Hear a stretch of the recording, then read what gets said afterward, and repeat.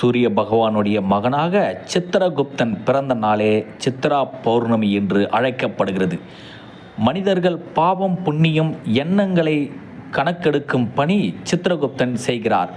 யமதர்மனுடைய பாதி வேலை குறைப்பதற்காகவும் பிரம்மனுடைய பாதி வேலையை குறைப்பதற்காக சிவபெருமானுடைய யோசனைப்படி சூரிய பகவானுக்கு மகனாக சித்திரகுப்தன் பிறந்த நாளே சித்ரா பௌர்ணமி என்று அழைக்கப்படுகிறது.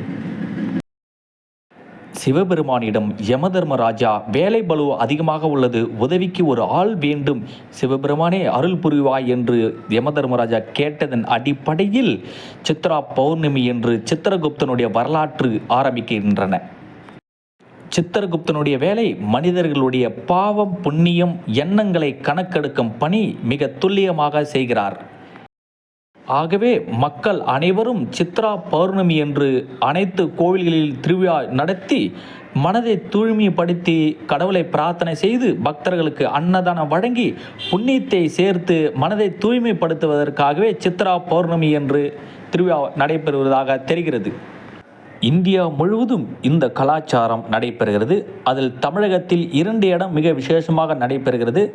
மதுரை மீனாட்சி அம்மன் கோவில் கள்ளழகர் ஆற்றில் இறங்கி மக்களுக்கு அருள்வளிக்கும் காட்சி மிக விசேஷமாக நடைபெறும்.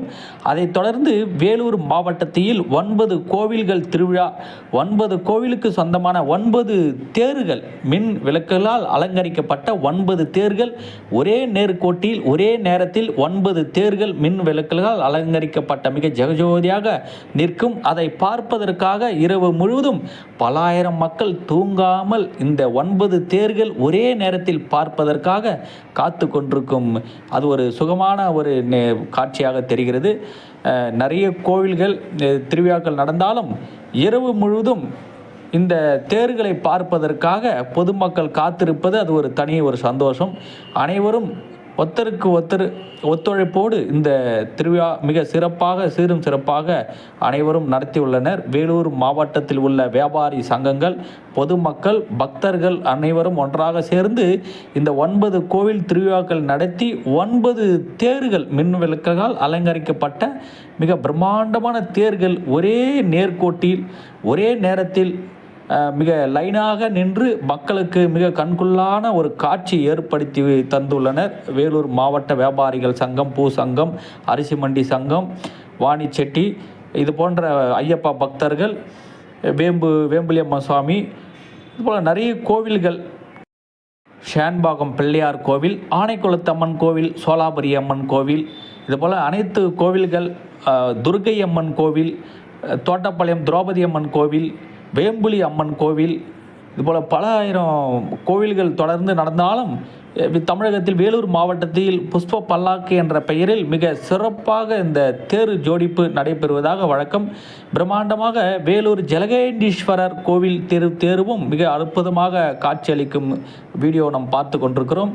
மிக அற்புதமாக தேர்கள் அலங்கரித்து சிவம் வாத்தியத்துடன் மிக சிறப்பாக பக்தர்கள், வியாபாரிகள் அனைவரும் செய்திருப்பது பக்தர்களிடையே மிகவும் ஆனந்தத்தை ஏற்படுத்தியுள்ளதாக தெரிகிறது. ஆகவே இந்த ஆனந்தம்தான் தூய்மை, மனது தூய்மையோடு அடுத்த வாழ்க்கையை அடுத்த ஆண்டு வரைக்கும் நாம் கடைப்பிடிக்க வேண்டிய ஒரு விஷயம். சித்திரகுப்தனுடைய கணக்கு எடுக்கும் பணி இன்று சித்ரா பௌர்ணமி என்று தொடங்கும். ஆகவே தமிழர்களுடைய இதில் பிரகாரம் ஆண்டுக்கு முதல் நாள் என்று அழைக்கப்படுகிறது. தேர் பாருங்கள், மின் விளக்குகளால் அலங்கரிக்கப்பட்ட மிக அற்புதமான ஒரு தேர்கள், இது போன்ற நிறைய நடக்கிறது. நீங்கள் தொடர்ந்து நமது வீடியோ சேனலை பாருங்கள். இரவு 10 மணியிலிருந்து காலை 5 மணி வரைக்கும் இரவு முழுவதும் காத்திருந்து இந்த வீடியோவை எடுத்திருக்கிறோம். 5 நிமிடம் தான் வரும். ஆகவே 5 நிமிடத்துக்காக நம்ம இரவு முழுவதும் காத்திருந்து பக்தர்களுடைய பார்வைக்காகவும் வரலாற்றை படைப்பதற்காக இந்த ஆதி வீடியோ நாம் காத்திருந்து உங்களுக்காக நம்ம எடுத்து பதிவு செய்து இந்த வரலாற்றை உங்களுக்கு தெரியப்படுத்துகிறோம். ஆகவே அனைவரும் நமது சேனலுக்கு ஆதரவு தருமாறு உங்களை அன்போடு கேட்டுக்கொள்கிறோம். ஓம் நமச்சிவாழ்க. ஓம் சக்தி. ஓம் ஆதி பராசக்தியே போற்றி.